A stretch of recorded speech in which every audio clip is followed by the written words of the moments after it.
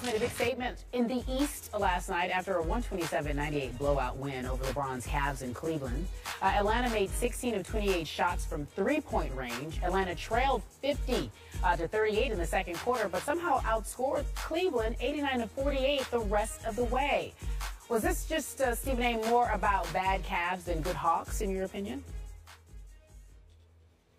Oh, I definitely think it was, because there's no way on earth that the Cleveland Cavaliers are that bad against and the Atlanta Hawks are that good. Coach Budenholzer, a disciple of Greg Popovich, is doing an outstanding job coaching the Atlanta Hawks. Let's make that very, very clear. He is quite impressive, and he continues to shine. When you consider the personnel that he has on his roster, Paul Millsap and Al Horford, Jeff Teague, DeMar Carroll, guys like Mike Scott coming off the bench, and, Kyle Korver still doing what he's doing as a shooter. You know they have decent players, but at the same time, you don't expect the level of success that they've enjoyed thus far. So let's give them credit. But at the same time, they're not, 40 points better than the Cleveland Cavaliers over the final, 2.5 quarters or so. I don't believe that. And so when you look at it and you look at the way Cleveland was playing defense, that was the concern coming into this season about the Cavaliers. We knew they could score. We knew they could put up points. Why Kyrie Irving only took about 9 shots last night and hit 4, I don't know why. He's picked most of his shooting, Skip, for after the game was over when he went back out there to practice on the court. Kevin Love certainly wasn't 100%. He banged his knee. Yep. We've got to monitor his health. LeBron James still doesn't seem like LeBron James, even though I'm very confident he'll get it together. But defensively, no rotation on defense. Wide open shots for one guy after another. Shelvin Mack, who came into the game averaging less than 4 points per game, hits all 6 of his three-point shots, and a lot of them were wide open. I mean, you just wondered, where was Cleveland's defense at? And this is something they're going to have to get fixed. Blatt said he was embarrassed by their performance. I agree with him, even though I can understand how LeBron would say otherwise, because he did lose 36 points in the finals against the Spurs a couple of years ago. He did lose by 36 points in a playoff game in the first round against Washington back in 2008, if I remember correctly. But that doesn't negate the fact that last night was a hideous performance by the Cleveland Cavaliers, because they did not look like they could defend a mini-me. That's their problem right now, defense. And if they don't get their act together on the defensive side of the floor, they're not going to do much come these playoffs. And if they don't do much, you're going to see changes in Cleveland. Anything less than a trip to the conference finals is unacceptable for this roster based on the expectations they walked into the season with, Skip. They're not going to say it, but it's the truth. Okay. Yeah. Stephen A. Smith. On several recent nights, we have lauded and applauded the Cavaliers' defensive approach, that they have concentrated harder. They have locked down. When they're right, when their minds are right, all of them can play decent on-ball defense and decent team defense. That's why, to me, last night was more about the Atlanta Hawks, the visiting team, than about the home team. And I agree with you. Obviously, the Hawks aren't 40 points better than the Cavaliers. But remember, a couple of weeks ago, we had a discussion about the overall Eastern Conference, and I called you on glossing over the Atlanta Hawks. Remember when I did that? I said, wait a second. You can't eliminate them from being a contender, because I think they are a dark horse contender in the East. Coach Budenholzer, as you point out, longtime disciple of Coach Popovich and learned at his knees, sitting next to him on the bench. He is now turning the Hawks into Spurs East. And they sliced and diced last night. They picked Cleveland to pieces with their system. This is the one team that the Cavaliers can't just out-talent, out-athlete. You can't just go out and say, hey, you take your turn, I'll take my turn. Kevin Love can have his turn.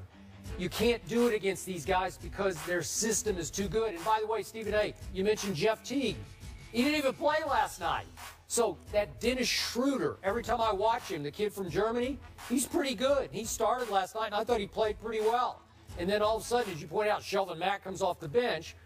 He ain't afraid. He did make 6 out of 6, which isn't going to happen again, probably. But my point is, the system worked last night. They looked Spurs-like in a in a crazy way, it reminded me a little bit of some of the Spurs games against LeBron's Miami team last June, where just the system took over and threes are raining and the ball's moving and you're like, who do we cover this time? And all of a sudden you look up and you're getting blown out. And again, LeBron's team last year in the finals lost by a record margin, and it was like a microcosm, if you will, of what happened last year in the finals last night.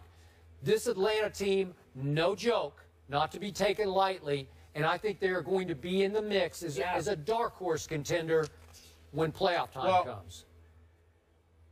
If we're going to put it in its proper perspective, let's remember that one of the reasons we're going to call them a dark horse is because we're unsure about the talented crew in both Toronto with the absence of DeMar DeRozan, along with Washington, who's still a relatively young team, not to mention the fact the health of Derrick Rose always remains a question mark. We see some inconsistencies on the defensive side of the ball from Cleveland. That's why we're saying Atlanta's a dark horse. We know they can play. We know Budenholzer has proven he can coach. But we're calling them a dark horse because of our questions about guys in the Eastern Conference as opposed to Atlanta being so formidable. Okay.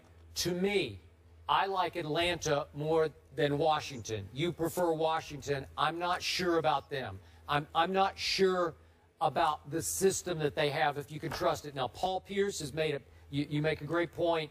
He's a difference maker late in games. In close games, you can just put the ball in his hands, and he's still got that magic factor. He just makes shots. He makes big plays.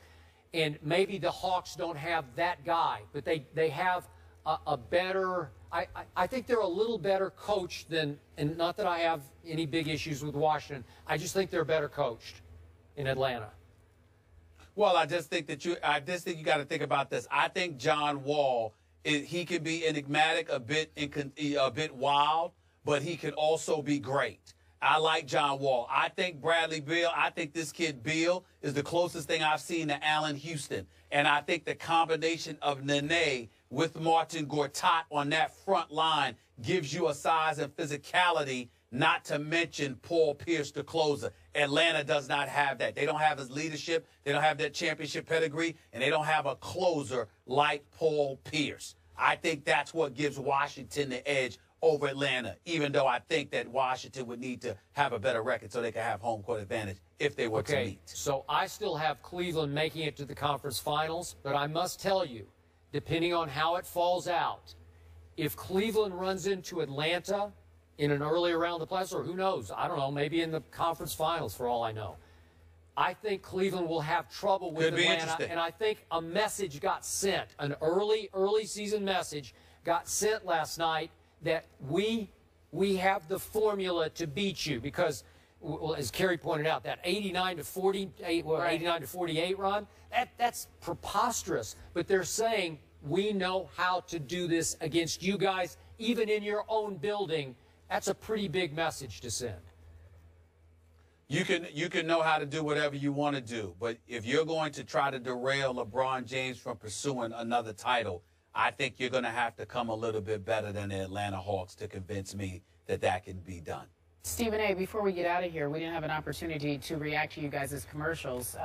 Santa is not happy with you. You guys. I loved it. Are they good now? Yeah. Oh, you are? Listen. Santa lied. Santa lied. I didn't tell fifth graders that there was no Santa. He's being emotional, like Skip was about the Spurs early on in the show. That does happen sometimes on this show. Yeah, we'll see you tomorrow. Have a good one, everyone.